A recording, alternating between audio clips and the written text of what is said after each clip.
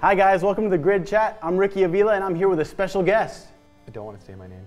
You've taken the show. Ricky has been here so much lately, might as well be hosting the show. I'm out of here. No, today what we're going to talk about is NES hidden gems. Now, a lot of people have been requesting this from us because we are known to play some Nintendo games once in a while. And there's so many popular ones out there that we wanted to dive into some of the ones that aren't so popular. So as always, we let the guests go first, which is me.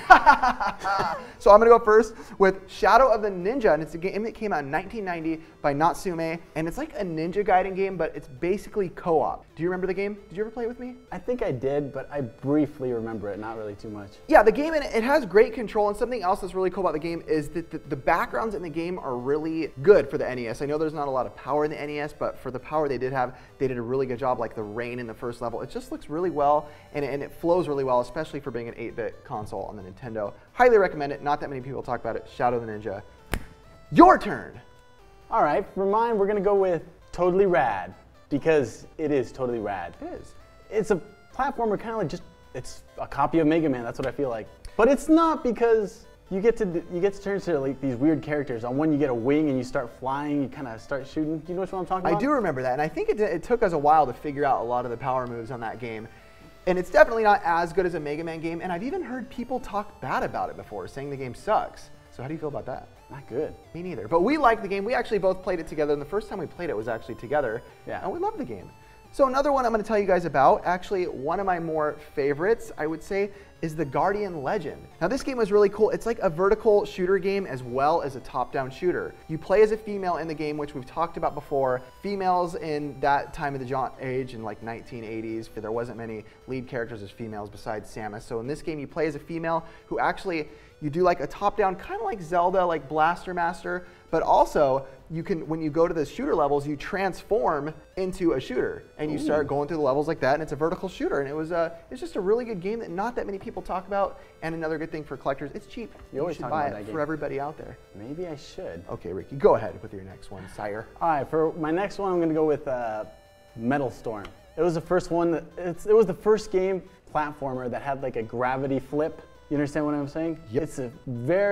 It was so different that it made it awesome. It was hard to control. Is it a one-hit kill, I think, in that game? Not everything's one-hit kill. Okay, and the game was just so different for the time. Like you said, you could flip upside down with gravity, which I'm sure maybe some other games did, but this game games, but perfected it. Exactly. They did it right, and that's what matters, doing things right. It was amazing. It was. But I'm gonna go to some others. You know, let me read you guys a couple. I wrote down a bunch because there's a whole bunch of them, and I'm just gonna kind of blast through them and read through them before I go into another pick. Base Wars, Joust, Codename Viper, Pinball Quest, which is basically an RPG-style pinball game, which wasn't really happening around that time, and it was awesome. Scat, Super Spike V-Ball, Tiny Toon Adventures, Vice Project Doom. Ooh, that is good. That is good. I forgot about that. Yeah, and Vice Project Doom, what it is it's a game where you have all different types of genres, as well as Legend of the Guardian. You start out as also a shooter, but in a car, and you go to the next level, and it's a side-scrolling action platformer, but actually done really well. That's the good thing about it. A lot of these games that mix genres can't do it very well when they do, because they focus so much on spreading these things thin, but they did it well. So, very well. Yes. Another one would be Shatterhand. I know you talk about it a lot. It's okay. It's amazing what you can do. You pick up these little cubes along the way, and everything does a special move. Like you have a special punch. You throw, what is that, a boomerang? Yep. Amazing. Yeah, it's a perfect game, and it makes you feel bad at the bone because the whole game is basically played with your fist. I mean, that's kind of the point of the game. Bad to the bone. Speaking of bad at the bone, you know who's honestly really bad to the bone? Who? 8-Bit Eric. He's also thrown up on camera before. We should show a clip, but we probably won't because we probably don't want you guys to see that. But we're going to shoot to 8-Bit Eric to let us know what he thinks is a hidden gem is on the NES. So Eric, take it away, you 8-bit bad boy. Eric! Hey everybody, what's up? This is 8-Bit Eric, and today we are talking about NES hidden gems.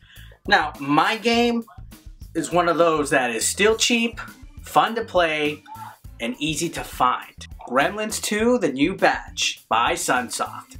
Right off the bat, just the fact that it's a Sunsoft game should tell you that it's going to be loads of fun to play. The difficulty is retro goodness at its best. And most of all, for a movie licensed game, it totally follows the plot, which is almost unheard of on the NES. So Gremlins 2 is definitely a hidden gem in my opinion. And that's it for today, guys. Back to you guys. Thanks, Eric. That was actually a great pick. I've never played Gremlins 2, so that was awesome. You? I've never played either, so that's perfect. It's like, well, okay, hidden gems, you did it right because we never played it, so it is hidden. So Ricky, what's your last and final choice for hidden gem on NES? My last choice isn't the best choice, not my favorite, but it is awesome. It's Felix the Cat.